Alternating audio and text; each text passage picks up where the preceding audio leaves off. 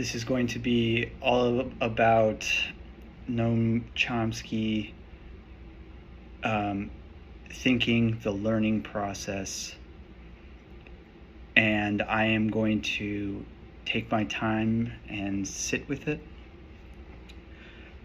I am going to pull up some additional information as I go through it in real time, and ensure that even if it's not the most expedient method, that I am capturing the moment, the depth of the profound moment of wisdom that I am in right now, the level of understanding. I'm catching the big wave, to draw from Rick Rubin's The Creative Act. So I'm allowing myself to be patient and to branch off into different ideas. I want to begin by saying that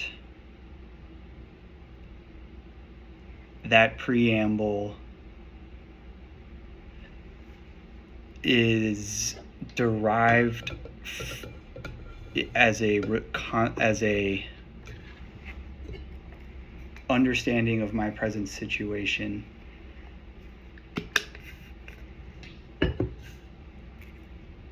principally due to the influence of Noam Chomsky and his work and ideas.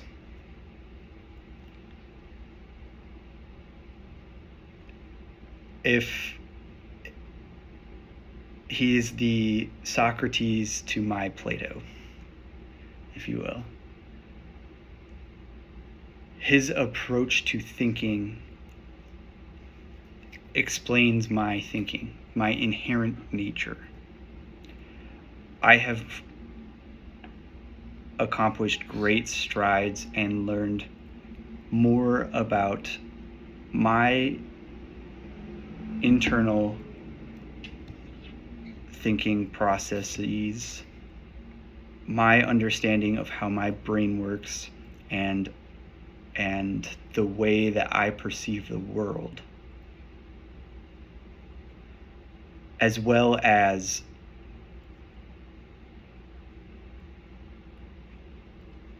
the way that this perception has allowed me to fit within the context of the world, the external relationship, my interaction with this, and so therefore my understanding of the world around me.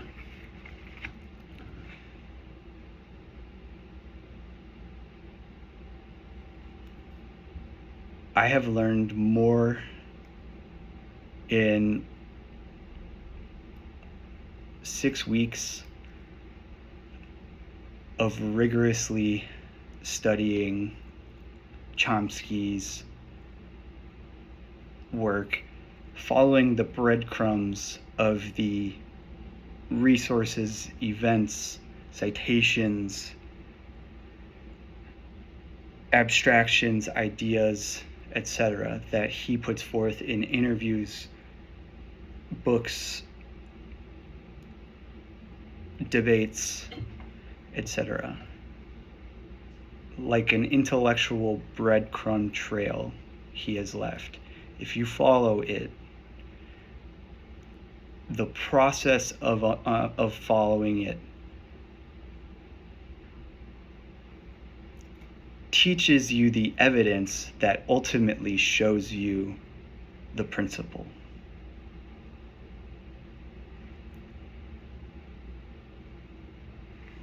So I can now identify and define what that thought process is, this way of thinking that I utilize.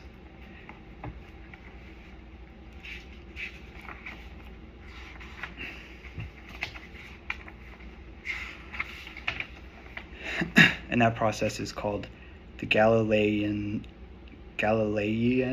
method. This is how my mind works. If you want to get an insight to reality, any theoretical insight, you have to think about there being underlying structures. There are underlying structures to everything. And you have to abstract from the superficial appearances that you see before you in order to understand those underlying structures. Once you do that, you will achieve, unlock, derive, intuit, insight, that fundamental principle where the truth lies.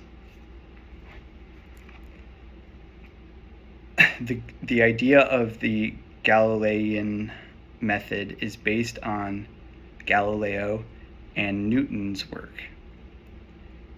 They judiciously did not attempt to identify the laws of motion by recording and studying the trajectory of as many moving objects as possible. They didn't sit there, as is the scientific method as it's presented in modern educational institutions. This is why I was prevented from knowing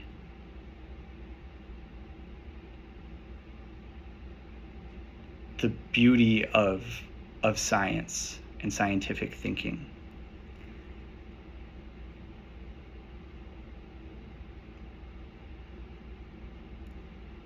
The modern system focuses on the testing of the ideas that are derived from the Galilean method.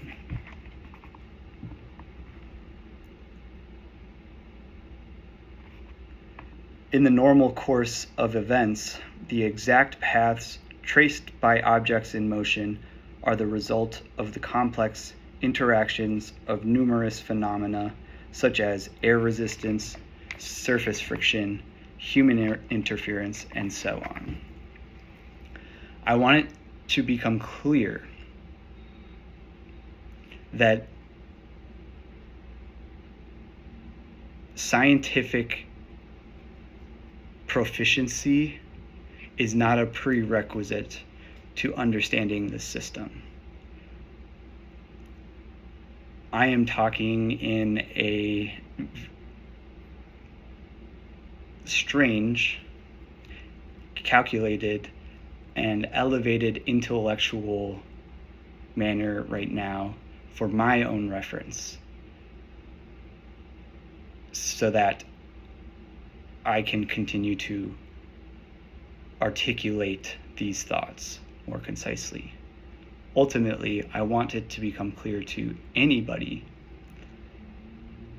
that this type of thinking doesn't require scientific, technical proficiency. It's a matter of observation and abstraction.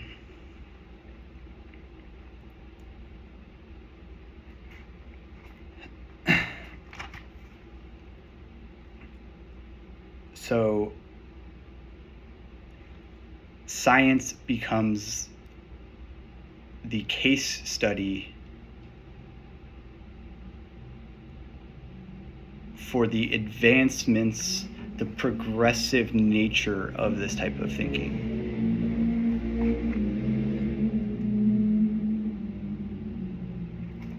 It's a mentality, a thought process, a way of existing in the world, understanding the context of the world around you, rather than dry, scientific, mathematical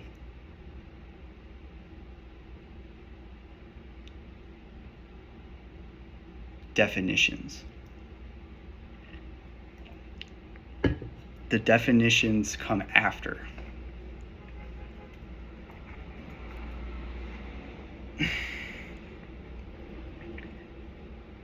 So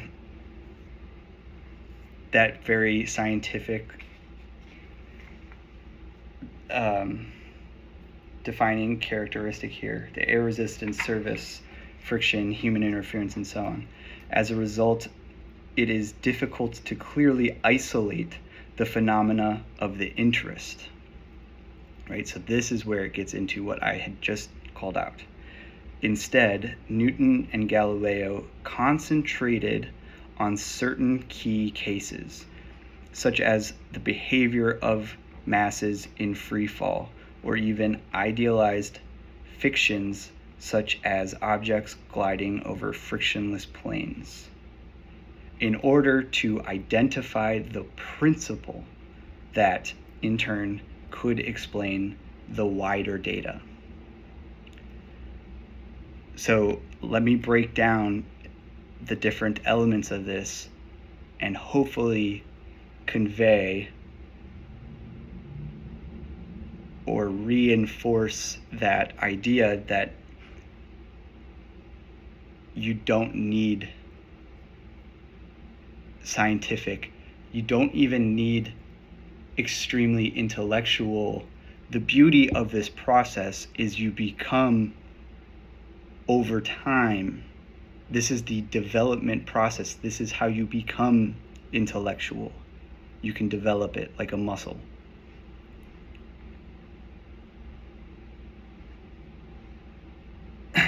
So instead, Newton and Galileo concentrated on certain key cases. This is a fancy way, or a scientific and linguistic perspective of the truth, which is Galileo and Newton just observed interactions. They observed things, anything, in natural environments. Right now, I can do it right now. I'm looking out the window. I can observe the tree that comes up to my window.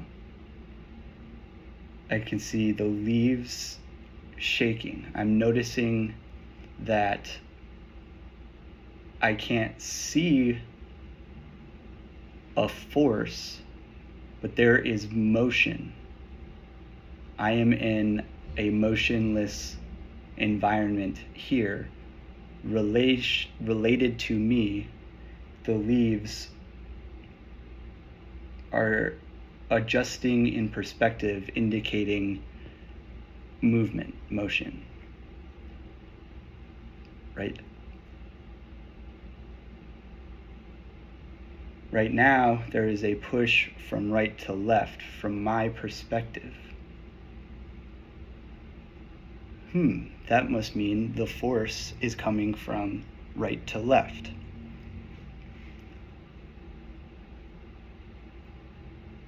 I notice that you can notice that the trees bend in certain ways. Seems strategic. This is how people came to understand that trees grow in strategic ways to obtain sunlight.